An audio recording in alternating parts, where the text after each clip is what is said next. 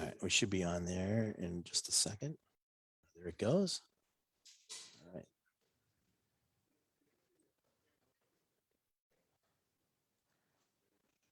All right, we're live, everybody. I know you've been waiting for us to be live, and now we are. All right. First of all, welcome to Whiskey Wednesday. Yay. For those of you joining us on Facebook Live, we have a live studio audience, and we're actually tasting all these whiskeys live. But you can follow along at home, which is a lot of fun, or you can come back and look at this fiasco later, and then and follow along with another kit. That's what's the fun part about Facebook Live. But tonight, I'm very, very pleased because how many have we done? Maybe two, three. We've done 3 different tastings with Amanda Beckwith virtually, and we used the transporter to actually get her here this time. Now she's literally here. And happy to be here. Virtually, yes. And yeah, well, we'll see. If you're going to be happy to be here. The night's young, just wait. But Amanda is, what's your official title? Lead blender and education manager. It used to be guest experience and education manager, so it's morphed. I think part of the problem was just a lot of hats. So I just used to call it the chief cook and bottle washer. I like that too. Yeah. I used to go by Bill Payer. Also, important. Important too. But you're here for Virginia Distillery. And we got some really cool new products to talk about. So excited. Hand-selected products to talk about. So I'm going to let you take over, and you tell us what we're going to taste and when we should taste it. And I'll chime in and try to get any questions they have on there. Or if anybody wants to send us a question on Facebook Live, I'll be happy to do that too. Love it. All right. So welcome. Welcome, Amanda.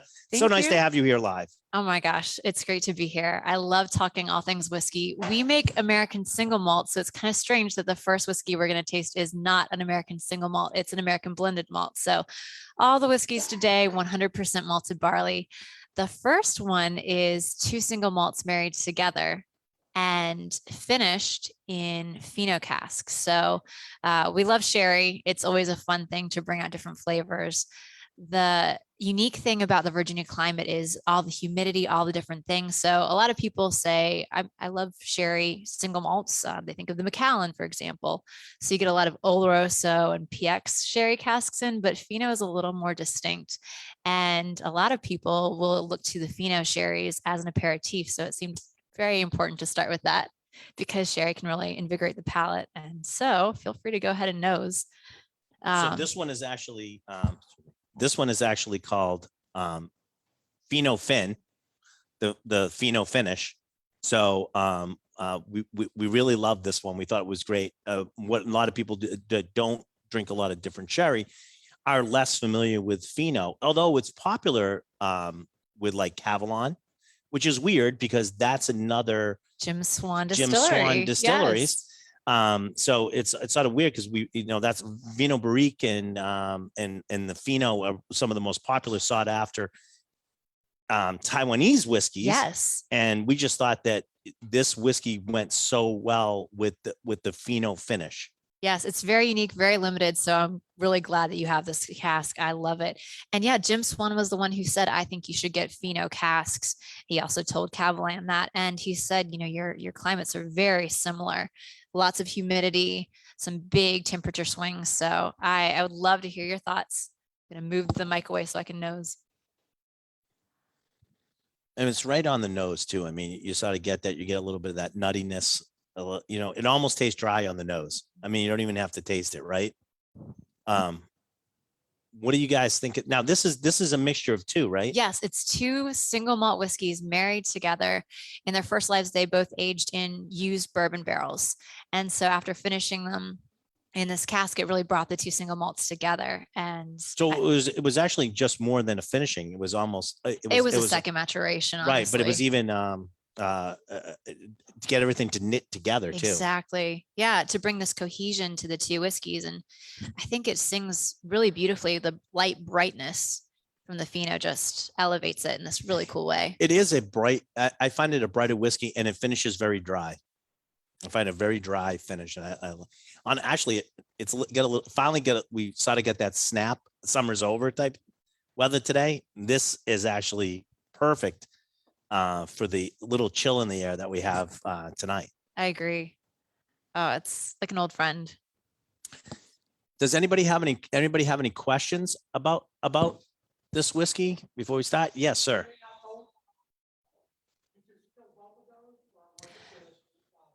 Did you distill both of these whiskeys that have been used to marry together?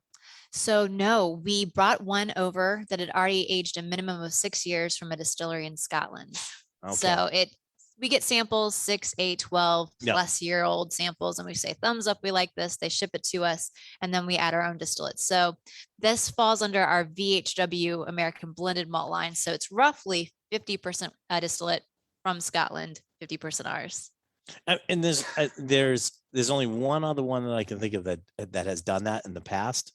But it's the other distillate was not their distillate. So it was two different. One was from Europe, was from Scotland, and the other one's from in Indiana, and that they put together. And then they did some cool stuff with it. Don't get me wrong, but this one is really the first time, the only one I really know of that's taking something from Scotland and something of their own distillate and putting them together. Yeah. And how old was the Virginia Highland distillate when you were putting this in? Starting out, it was the first ones were 2+ years. Okay. Now it's 4+. So we've Okay. had aged stock because that was the first thing we ever released was our VHW American blended malt line versus our single malt, which took some years to age up. This is real. I really like this one. I fell in love with this one immediately. Kenny brought the samples to us, and when we started going through them, I was like, oh my God, I love this one. And then Gio chimed in and Randall chimed in, and we were like, that was it. We were done. So I hope you all like this. We don't have a lot of this, by the way. There was only about 10. We got about 10 cases of this because we wanted to do the other one. Yes. So I should point this out. Virginia Distillery has been very kind to us through the years. We hope that we've been helping them out too. But it's been very kind to us in trying to help us present more whiskeys to you guys. So they've worked out some nice things with us, and the fact that like we did 10 cases of this, we did 10 cases of the other one that we're going to try later on tonight. And so that we can present to you guys a bunch of different variations without having a full barrel to go. That's good points and bad points. If you fall in love with it, know that we only have 10 cases of it. But it's one of those type of things. This is not going to be for everyone. We understand that.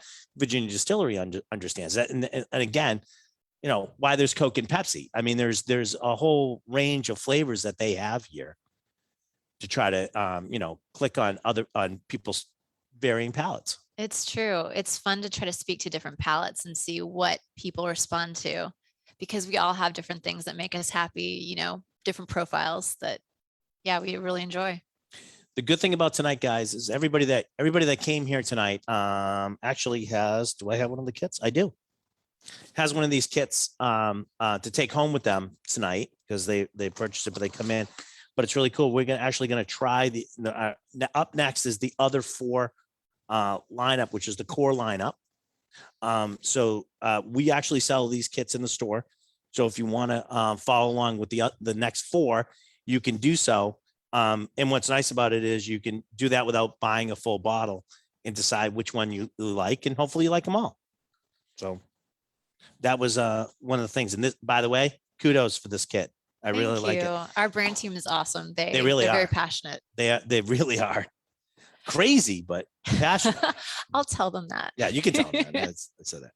All right. So now we're going to start your core lineup. Yes.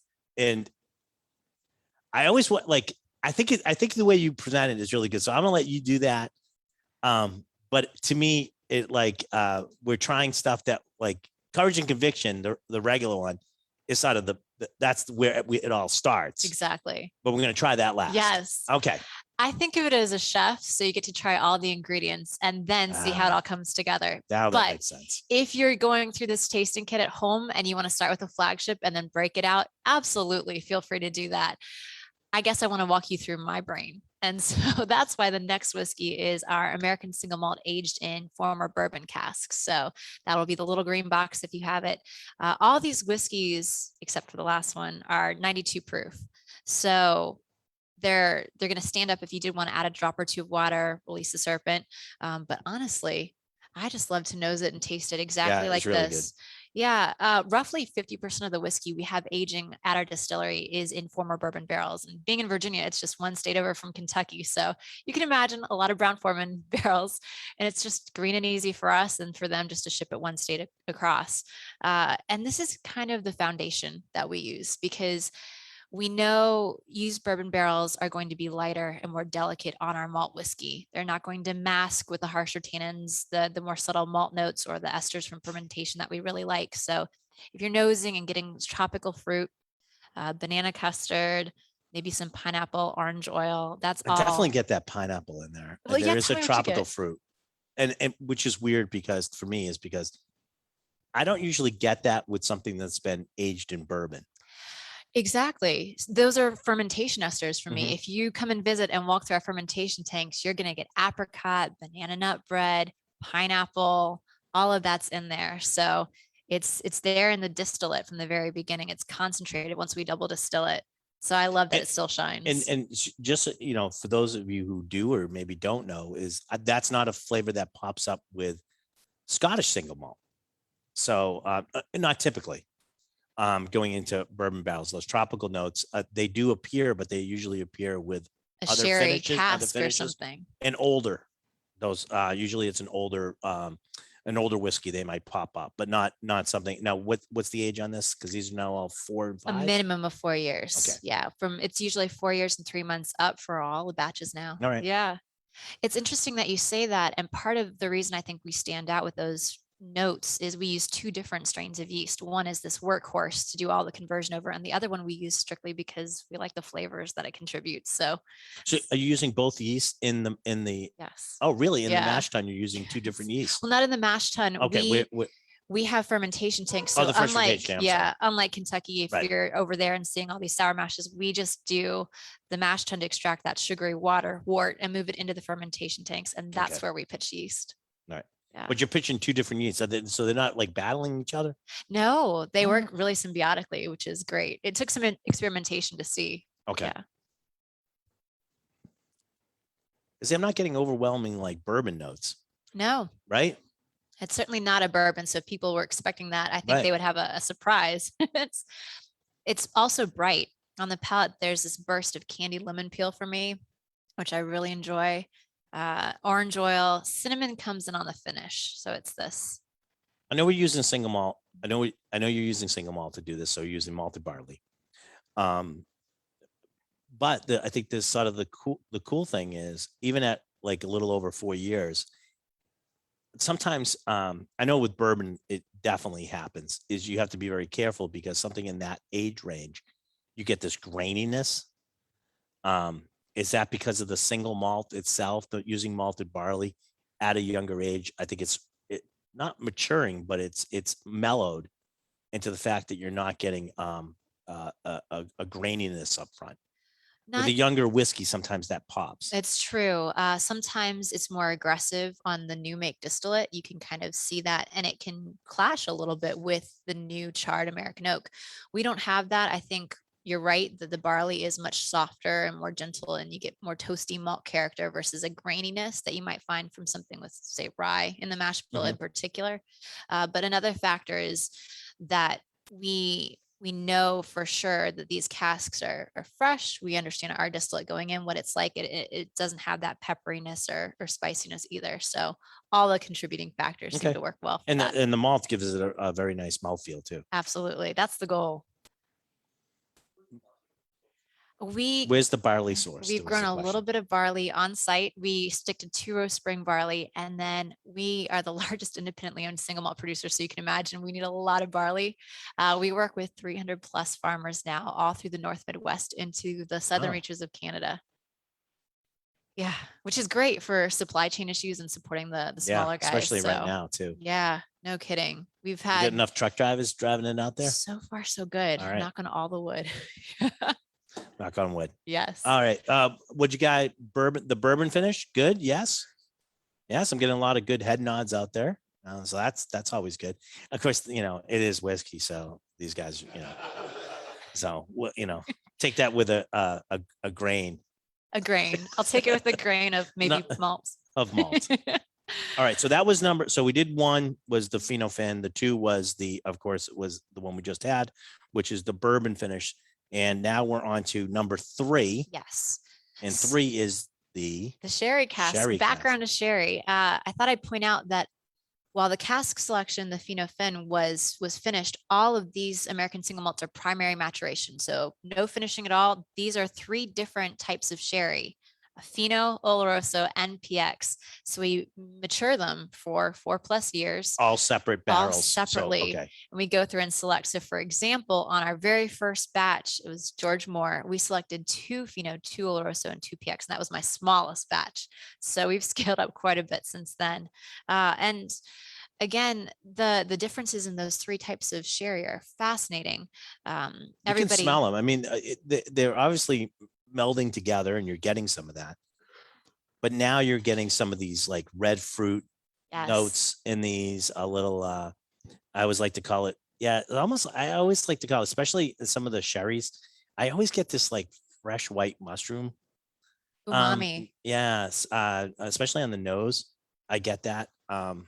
It's probably because I've been walking in the woods a lot with my wife Jennifer, and I've been finding all these mushrooms and taking pictures of them all of a sudden. It's a great frame of reference. Yeah, it is. But this one is actually a specific. This is white mushroom, fresh white mushroom that I sometimes get with the sherry. I love that you say that, because Oloroso sherries are oxidized. They don't have that protective veil of yeast floor on top. And so it's going to be nuttier and often have a little bit of that funk, which I really love. And so we actually have 2 barrels right now that we've named the mushroom casks. And they are, of course, people Oloroso. always look at me funny every time I say it's like a white crazy. mushroom. They're like, "What? You're crazy." They're delicious. I'm like, "Okay, go get some white mushroom and smell it, break them apart and smell it, and you will get it. Trust me." I think you're spot on. Yeah. Thank you. And it's such a fun layer because you go to the lighter tropical fruit, maybe a little bit of nuttiness with the pheno. And I do get candied hazelnut from the Oloroso too, which is really great. But then that PX brings in the red fruit and the butterscotch. I don't know if anybody's getting butterscotch. Well, at the end of this one, I get a slight saline. Yes. You get a little bit of almost a little bit of saltiness at the end of this. That's how it shows up for me. Mm-hmm. The funny part is there's obviously no salt in this. Right? Everybody understands that. There's no salt. When you taste salt in whiskey, everybody can tell you that it came in from the ocean, but it didn't. There's no salt in the whiskey, but there is obviously a chemical in your brain that triggers in your brain the same sensation of salt. It's true. So, but I have salted caramel as a note on quite a few whiskeys. So, but just at the end, you'll sort of get it. I like that this is a brain teaser. It makes you just kind of think as it unfolds. And we call this a thinking person's whiskey. Yes. We should call it a thinking man's whiskey, but we realized that was wrong. Thinking person's whiskey. There we go. If you have an hour and just want to sit with a dram of this, it will just continue to open up and have more and more to say. It's funny you say that about this one, because this was sort of that until I started drinking number 4. Yes, that's a good segue. Well, actually, we're actually number 4. Yes, exactly. Yeah, this is my favorite cask type, so I'm pretty attached. So explain what cuvee is, because there's a lot of cuvee is one of those terms that is sort of bandied about that means a lot of different things to different people. So explain what your cuvee means. Absolutely. So cuvee, a lot of people attach it to wine, which would be right in this case. It's the first run off of a premium blend of red wines in Spain is often called a cuvee.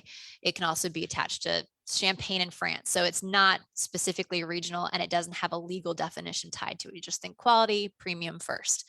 And these barrels were created by Dr. Jim Swan. He was working at Cavalon and had placed a big order for used bourbon casks from from Kentucky, but the Speyside cooperage beat him to it. And so they were looking at months and months of waiting. And he reached out to some of his friends in Spain and Portugal who had great bodegas and wineries, and they created this cask type. So in their first life, these barrels held a premium red wine blend, and they emptied it out. Okay. They took a shaver to the inside staves and shaved 3 to 5 millimeters off the staves, toasted with indirect heat, and then did the lightest char, like a level 0, super quick, light So char. so that would a level 0 char, and you toasted it, would be a heavy toast. It really is. Right. It's just like a seal Okay. to say, okay, there we go. And then, but that heat is now creating this very, very thin layer now of sugar yes, in the barrel. it's Correct? re-enlivened the wood sugars Okay. in a beautiful way too. So you still have, if you go deep enough, the red fruit just waiting from the wines that had leached in deeper and deeper into the staves. So once you get through that layer of wood sugars, you can even get into that still. It's not been stripped out. So you guys know what what the red line is in bourbon barrels or any barrels. So you'll have, I might have, hold on. Do we have show and tell? This is great. Look at this.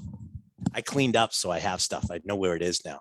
I can actually hand this around. So here's a cross section of a stave. Okay. And you can see sort of like right in here. It's not a great example of one, but here's sort of the toasted. This would be pretty close because this isn't really a char. This would be a super light char. But you can sort of see right in here where sort of the wine or whatever was in there. It could be wine, it could be bourbon, it could be stuff, but you can sort of delineates. There's a line that delineates how far the liquid went into the wood. So as temperature changes up and down, it's coming in, it's going out. So that's the seasonality and all that type of stuff there. So, but it's not too bad of an example. You can see it right here. I love it. So I'll pass this around if somebody wants to grab it.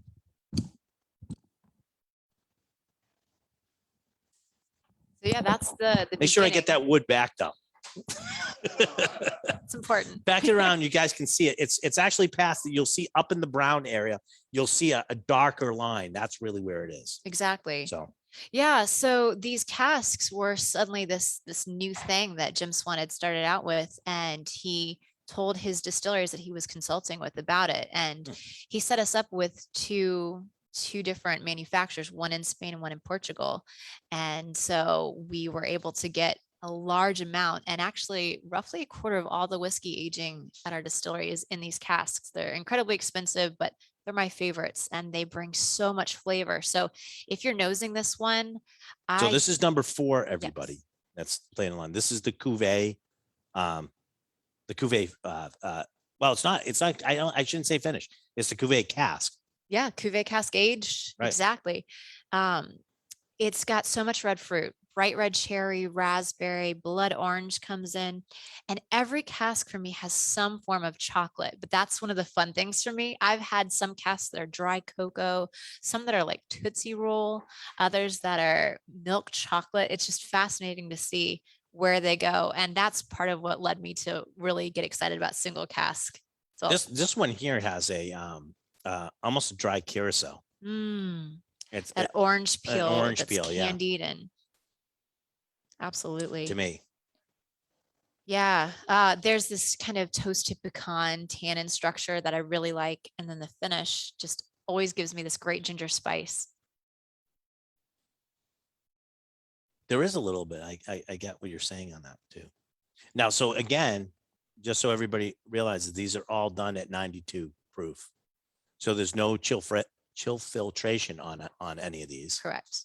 So, I mean, that's sort of, to me, that sort of lends a better mouthfeel to these anyways, being in that range. So if you do get these really cold, they will, they can flux a little bit, right? A little bit. Yeah. Yeah.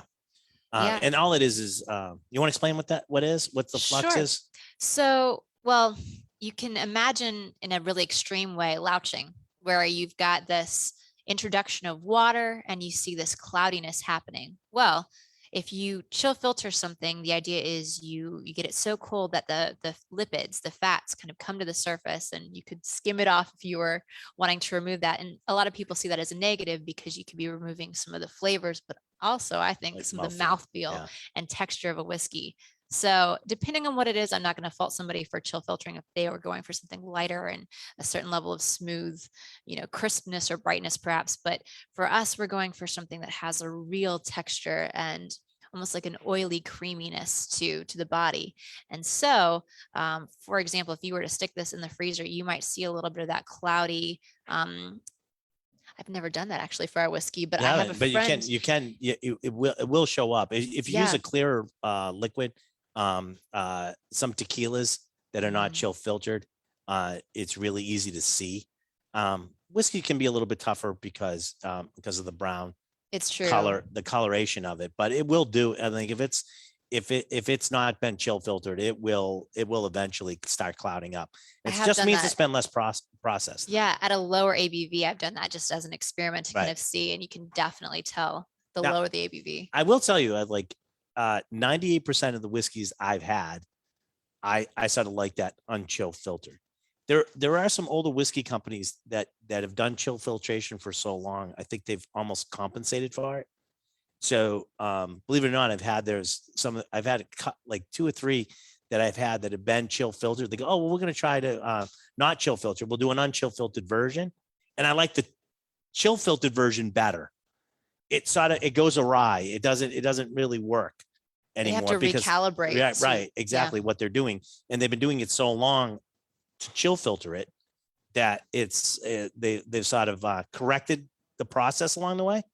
And now to go back, it doesn't really work. It's true. But I do like not having as processed. I always use the soup reference. If you make soup, you put it in the refrigerator, you get the fat, goes onto the top. You can take some of the fat off, but you never take all of the fat off. Why? Because your soup will taste like water. Mhm. So you're missing something if you take it all away. And that sort of chill filtration, sort of the same thing is you take it all away. Unchill filtered leaves some of it in there. So, you're still going through a filter. So some of it's going to come out, but not as much. It's true. And there are so many filters in the whiskey making process. Even the charcoal filtration inside the barrel staves themselves is a filter. So, I mean, it depends on what you're filtering for, what you're looking Yeah, for, what you're trying whether to it's do with it. flavor, mouthfeel, it doesn't matter. There's different ways of controlling it. So this is maybe not I'm sure some of you had like a red wine barrel finished whiskey along the way. This is really not even that to me. The flavor profile doesn't exactly hit that as a red wine finished barrel, because I find a lot of those are very similar to sherry. This one, I don't get that with this one. What do you guys think of the Cuvee? Very nice. All right, get a lot of good shake, like vigorous shakes of the head. I know I like it because it's very deep in flavor. Yes. This is my new thinking person's whiskey It's robust. of the bunch. So I do sort of like that whole thing. And maybe of the components that make up the courage and conviction, this may be my favorite component. It's mine. So- Definitely. Yeah, roughly 25% of the flagship courage and conviction is made up of these STR casks, because we call them our secret sauce, and they bring this extra level of depth that I'm always looking for. So the sherry is all this complexity and the high notes, and the bourbon cask aged American single malt is like this foundation to build off of. So it's fun building blocks. Yeah. I mean, and you're finding them all in there. So And hopefully they play well together. right. I know you're going through like, you're the funny part is that when you're selecting these sort of small batches that you're doing to highlight the components, you're how do you say, hedging your bets. You're pulling some extraordinary casks together to make these small batches of these. So, I mean, even though you're taking apart pieces of what makes up courage and conviction, you're taking some really great examples of them though. That's the goal. Thankfully, all the barrels seem to have a lot of good potential. We've come up with this rating system. So we have A, B, and C. C is just foundational. So it's like, okay, this barrel is showing what we expect. If it's a bourbon barrel, it's like, okay, there's some spice and maybe a little orange oil, a little butterscotch. That's just a C. If it's got some nice smoke element to it, or it's got this blood orange craziness going on, or maybe just lemon zest for days, then it could be up an A. And one is not better than the other. Then we start throwing in the numbers of readiness. So 3 is it's young. It's got a lot of growing up to do and needs more time. 2 is it's getting really close. It's showing what it needs to. It's not too far though. If I need to leave it in for a little longer, it can still mature. And then 1 is it's prime time to pull this now because it's showing everything. Right. I think it might start to lose some of the subtlety. Maybe it'll become over oaked. And that's going to be a concern, especially on the bourbon ones. Is I know you're using used casks, but because of your because of the environment and your climate there, you do have to be concerned about getting over what we call over wood spiced. Exactly. Or I like to call church pew. Get too much wood in it. Yes, I never want to pull out a whiskey that feels like I'm chewing on a 2x4. That would be really heartbreaking. So I need the fruit to still be there. I need that light character to still come through. So that's the goal. All right. So now you sold me, because I was sort of like, okay, this way of doing it, I wasn't too sure how you were going to get to courage and conviction. And I was like, oh no, we start with this one and we move off. You've sort of convinced me now, because now I have sort of all the elements, and number 5 on your chart tonight on your tray is now the courage and conviction. So these are all these elements of the last 3 that we did are now in this one flagship bottling. Correct. Okay. We have vats where we've been selecting casks throughout the year. We think these are ready. We're slowly reducing them to 92 proof. Then we start blending them together and prototyping. So you've seen mine now. You can experience it. It's roughly 50% former bourbon casks, 25% sherry casks, and 25% Cuvee wine casks. The biggest flux is the type of sherry and how I want to change that up. Okay. But I was hoping that going it in this order, people would start to think, oh, well, I would have done it differently. And then you can tell me, oh, instead of 25-25, I would do 30-20, or we haven't gotten that kit together yet. We're working on that one. We wanted to do that. We did the other one. We did the other kit. We did the other kit, what Randall likes to call the graduated class. Yes. And the blending kit, right? The graduated blending class. And we've been talking about how we do that for the courage and conviction now. So, well, this is how you guys can play with your own percentages. You can play with your own percentages now, but we're trying to figure out how to get that into a kit, because I think that would be fun. What's that? All the separate cherries too. I know it becomes a bigger kit. See, that's the problem. It becomes a monster. What's that? You're okay with that? You're okay with that, huh? Okay. Bigger kit is okay. Well, I'm glad you guys are all doing it. One of the things you said that sort of struck me, and I don't know if everybody else heard it, is are you bringing the barrels down to 92? You're not blending them and then bringing them down. You're actually bringing the barrels down.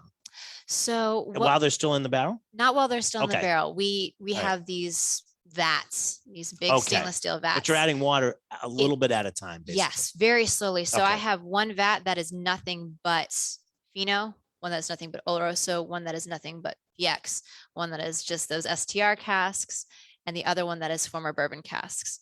I start by mixing the sherry casks together and getting a prototype in a separate tank. Okay. So it's lots of steps along the way. I call them my middleman tanks. The kit just got bigger, guys. So you know. Well, you got to get tanks. Now I got to get tanks. I got stainless steel tanks. I got 3 different types of sherry. I got a bourbon cask and I got a Cuvee cask. And I got to mix the other 2 separately. And then I got to mix the other one separately. Do you feel like a mad scientist yet? Yeah, not yet. I got to get, I'll get my crazy wig on and then I will, but okay. But I'm sort of getting where we got to go with this. Yeah. You need space and time. You need space and time. Yes. I've heard from several different people that you have used up almost all the space at the distillery. It's true. Dustin Castor is our distillery manager, and he's let me take 4 of his 8 fermentation tanks because they're beautiful 10,000 liter stainless steel tanks, and they're just perfect for reductions. But our wonderful CEO, Gareth Moore, is building us a vatting house. So the outside's done. The tanks are moving in. So I will eventually be moving out of the distillery. So now do you feel like a mad scientist there now? A little bit. A little bit. All right. Nothing wrong with that. It'll happen when I'm fully in there. And yes. You shouldn't be running around with a lab coat. I do have several. There you go. See, I knew it was I gonna didn't buy happen. them. Yes, John. What's that? Jacob ladders around the place. You got to get the cackle down or something like or something. Yes, John. How long does it take you to proof it down? Yes. Very long time. We have 1% a week maximum. So Okay. Wednesday is reduction day, and I wasn't there on site today, but Brian Hersey's our cellar and warehouse manager, and he was adding the water today. And He has to put it in by droppers, by the way. That's why it takes a week. Oh, I have to make sure he's using that. Yes. It's a long time. So typically we call it landing the plane. So we start, and then at the end, when we're getting close to that perfect window of where we want to stop it, it's just even less than the 1%, very gradual tweaks. And you mentioned saponification. That's exactly it. We know what happens if you just really rush reductions, and Right. don't want that to happen. Nobody wants soapy, lackluster, flabby whiskey. That would And be that's really happened at a couple different distilleries. And they always wonder like how they were getting this soap flavor. And planning time- in space is a gift. yeah, it was, yes. Well, that's usually the problem is bringing that down, is having the space to actually do it Yes. while you're doing 20 other different things. It's so true. Yes. All right. So, all right. So we tried the pheno fin, which is a pheno finish. Really great. We've tried all the different parts of courage and conviction. We've tried courage and conviction, and now for something completely different. Number 6. Okay. So this is our very first cask strength release that we've distilled. And so we're calling it single cask. We have throughout the year, I would occasionally come across a barrel that I would just say, this is a honey barrel, and I cannot bear to blend it out. And I'd be looking for honey barrels to add in, but they would be so distinctive and have such a character that I thought, I don't want this to lose its uniqueness. So this one, we filled the cask in April of 2017. So it was about 4.5 years, and I just fell in love with it. Well, And we did sent too, some because we get to samples try. Ken. Yeah. Yeah. Yeah. We get to try a bunch of these. And this was 1222, I think. 1222. Good call. I actually saw the sample right here in my hand. We actually, Randall and I were trying this on Saturday. Because what's that? Oh, that's right. We did. We're now. I'll get to that later on. We do have live audience in our radio show now, and so they get to try. They get a little bit of a sneak peek. But this is the sample that you guys tried. This is the finished product now. So you will see a slight. We'll see a slight difference. But when we went through that, everybody here, when we went and tasted, and I think I actually had Cassandra, I think, came down and helped us on this one, see what she thought of it. This was overwhelmingly the favorite. I already knew which one I was going to pick, and I just wanted everybody else to like agree with me. So I had to go through all the stuff and go, yes, you've picked right. Yes, you've picked right. You chose wisely. You chose wisely, young Padawan. Oh. So you guys are trying, the first group to try our new single barrel of the Cuvee, and at 1222. There it is. I can't remember if we named this one. I don't know if we named it. I don't know if we named this one. Listen, we don't have to name them. We've only do one. You know, it's like, we know it's a Cuvee, and you know, usually we do name a lot of our stuff, and usually it's hard because we have so many different ones. And also the next one will have to be named because to differentiate from this one. But what's that? Yeah, tater free whiskey. That's what we'd like to call it. But we're gonna go with room 222. So the guys really old would get that one. You don't know. You're gonna have to explain that to me. Oh, TV show. Okay. So what do you guys think of this one? So, right. So this is like the Cuvee on. Yeah, it's got all these other flavors going on. A lot of dark Yes. fruits, a lot of stone fruit in that one, I find. Yeah. It is cask strength and 59.2. 59.2. I think, am I right on that? Could work. 59.2. I didn't know if this is again a sample, so sometimes it's different when it gets bottled. A little bit more spiciness to it. What I would suggest with this one too, you guys have some water. Just add a couple drops of water to this one and watch the fruit explode. Yeah. And I think that's a big thing on this. I mean, it's always great that I think it's fantastic that you do 92 proof, unchill filtered on all your stuff. And I know the big thing right now, especially with a lot of people, is always that everybody wants cask strength. Mm-hmm. I very rarely drink my whiskey that's cask strength at cask strength, because a lot of times when we start creeping up there, you're talking get close to 120. You start creeping up there, you're anesthetizing. You're not, there's some other flavors that are going on that you're not quite getting. I had a couple drops of water. The new thing I've been doing now, and I don't have any. Oh yes, I do. I'm such an idiot. I actually do have it up here. As I've been taking Pellegrino water or Perrier water and letting it go flat, and using that water to The minerality. To use as my water, and it's really, really cool. Oh my god, I'm just totally blanking. Widow Jane. Oh my god, she's the one that told me how to do this, and I follow it. I love it. I know her name. She's I know. wonderful. I'm just blanking. I'll think of it in a second. Somebody else will think of it. Master the master blender at Widow Jane, please. I'm embarrassed now. I'm so sorry. She's gonna kill me. I think she's too nice for that. She is too nice for that. Thank God. But no, I love that this is a way to experience the whiskey the way the blenders do, Right. As it is in the cask. And then absolutely, yes, if you want to add water, you should. I mean, did you guys try it though? Like all of a sudden, like all these red stone fruit start coming out, like these dark Bing cherry stuff. Lisa Wickers, thank you. I knew somebody would do it. I think this is actually it right here. It is actually. I'm gonna put a little bit more in there. You're so prepared. Aren't I? I don't even know how prepared I am. That's how prepared I am. You've had the wood stave sample. I know. It's like, right? Yeah. You think I actually did this for a living?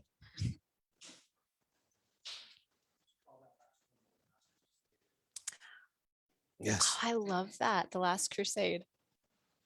I'm a big Indiana Jones fan, so. Yes. I think Harrison Ford is sort of. He's got that thing. Guys want to be him. Mm. Too. All right. So what do you think of this one, dude? How's this one? Right. So there's not a lot of this out there. It's not inexpensive. This goes for $100. Because again, small amounts of this stuff being done, cask strength. Amanda wants to use this and blend it, she can't. As we've taken it away from her. So what's that? Yes, It's exactly. True. So what we did tonight for you guys too, I should point this out. What's that? Yes, question. Go ahead. Can we introduce some peat to it? I do. I don't know. Home blending. So I mean, I know they bring over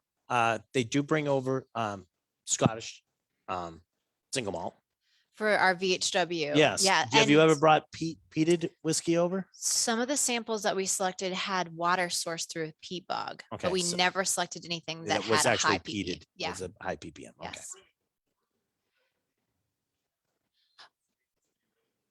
blue plastic drums. They give us little glass samples. We say thumbs up, and then it comes over on a ship. So in they a it blue comes over, plastic yeah, drum. blue plastic drums, which Yep. are basically About 52, 53 non-reactive, gallon. Yep. which is actually a very good way to ship things. Bladders and drums are actually a really good way to ship whiskey. true. It actually travels very well that way.